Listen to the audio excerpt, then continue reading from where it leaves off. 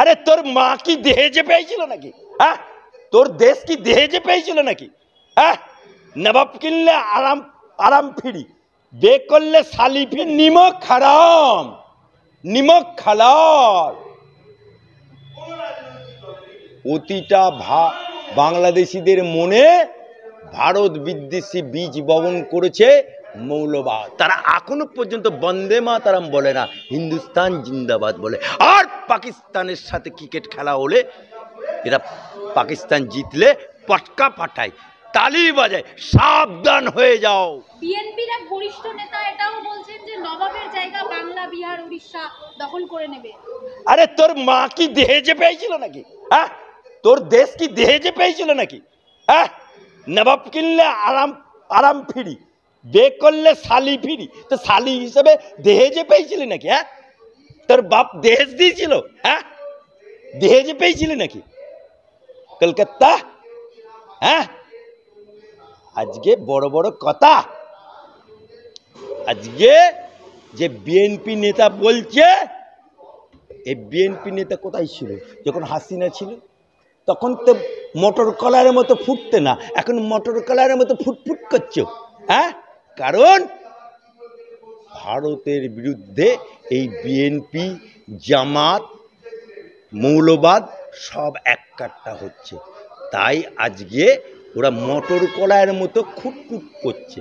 আমাদের কাছে এলে ধান যেমন গরম তাওয়াতে ফেললে, গরম বালিতে ফেললে খই ভাজা হয়ে যায়, তোমাদেরকেও আমরা খই ভাজা করে দেবো। বিশ্বাসঘাতক বাংলাদেশের জনগণ এখন বলছে যে পাকিস্তানের হাতে চলে যাক তাদের শাসন ব্যবস্থা। তাহলে দ্বিতীয় পাকিস্তান হতে চলেছে। আরে নিমক হারাম নিমক খালাল। প্রতিটা বাংলাদেশিদের মনে ভারত বিদ্বেষী বীজ বপন করেছে মৌলবাদ। ভারত বিদ্বেষী করেছে এই সমস্ত তালিবান, এই সমস্ত মাওলানা মৌলবি যারা বলে লম্বা টুপি গোল টুপি, এটা সব আলেম না, এটা জালেম। আজকে আমার বাংলাতেও এরকম সব আলেমের পেটে সব জালেম আছে। তারা ভেতরে ভেতরে বাংলাদেশকে সাপোর্ট করে। তারা মাদ্রাসাতে জাতীয় পতাকা তুলতো না যখন মুসলিম রাষ্ট্রীয় মঞ্চ এবং আমরা রেড়ে রেড়ে করে উঠেছি, এবছর থেকে তারা জাতীয় পতাকা তুলছে। কিন্তু তারা এখনো পর্যন্ত বন্দে মাতরম বলে না, হিন্দুস্তান জিন্দাবাদ বলে। আর পাকিস্তানের সাথে ক্রিকেট খেলা হলে এরা পাকিস্তান জিতলে পটকা পাঠায়, তালি বাজায়, সাবধান হয়ে যাও।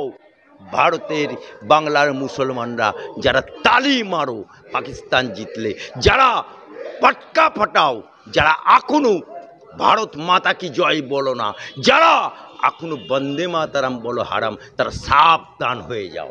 রাজ্য বিজেপি তো রাজ্য থেকে এত বড় বড় আওয়াজ তুলছে, প্রতিবাদ করছে বাংলাদেশ নিয়ে, এই পতাকা নাড়ানো হলো, সমস্ত কিছু নিয়ে রাজ্য বিজেপি বলছে। তাহলে কেন্দ্রের কি এখানে মান্ডা? দেখুন, কেন্দ্র অলরেডি আজকে বিদেশ সচিবের তরফ থেকে ওখানে বিক্রম বাবুকে পাঠিয়েছে। সে পুঙ্খানুপুঙ্খানু তদন্ত করে রিপোর্ট সাবমিট করবে, তারপরে ভারত সরকার সিদ্ধান্ত নেবে। তাই ভারত সরকার, আমরা যুদ্ধ চাই না, আমরা শান্তির বার্তা চাই। কারণ হিন্দুস্তান যারা আছে এরা সনাতনী, এদের বুকটা অনেক বড়। তাই তো 15% মুসলমান আজও আমরা মাথা তুলে বলি যে এই মাটিতে জন্ম আমার হয়েছে, এই মাটিতে কবর আমার হবে, এই মাটিতে 5 বার সিজদা করি, এই মাটিতে আল্লাহু আকবার বলি। তাই তারা ধীরে চলো নীতি নিয়েছে, কিন্তু সূর্যের একটা সীমা আছে। Enough is enough, enough is enough. যখন पानी सर का ऊपर चलेगा तो ईंटें जवाब पाथरे दी जाओ।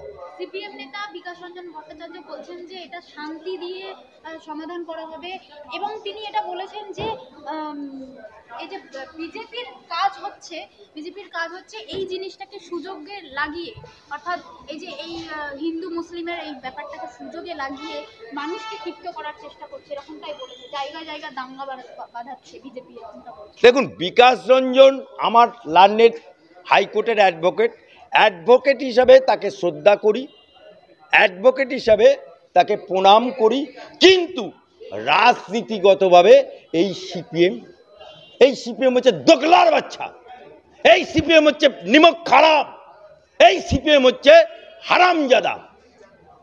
তার কারণ আপনাকে একটা উদাহরণ দিচ্ছি, এই সিপিএমের বাচ্চাদেরকে বলছি, এই সিপিএম কি বলতো? অলি গলি মে চোর হ্যায়, রাজীব গান্ধী চোর হ্যায়। দেয়ালে দেয়ালে লিখতো ডাইনি, ইন্দিরা গান্ধী, রক্ত ঝরছে। একটা গ্রামের মধ্যে পাকা বাড়ি দেখলে বলতো এই পাকা বাড়িটা, এটা জোরদার, এটা জমিদার। এদেরকে বলতো। হাত চিহ্নে ভোট দেওয়ার জন্য হাত কেটে নিয়েছে এই সিপিএম। হাত চিহ্নে ভোট দেওয়ার জন্য কই মাছ মুখে ঢুকিয়ে দিয়েছে সেই সিপিএম। যে কংগ্রেসকে ডাইনি বলল, যে রাজীব গান্ধীকে চোর বলল, যে কংগ্রেসকে জোরদার বলল, কি এমন হলো ওখানে কংগ্রেস পড়ে গেল, এখানে সিপিএমও পড়ে গেল। সেই কংগ্রেসকে, ওই ডাইনি ইন্দিরা কংগ্রেসকে, ওই রাজীব গান্ধীর চোর বলা কংগ্রেসের সাথে হাত মিলিয়ে চলছে। আবার মৌলবাদ নওশাদ সিদ্দিকীর সাথেও হাত মেলাচ্ছে। তাহলে এদের রীতিনীতি আবার কি আছে?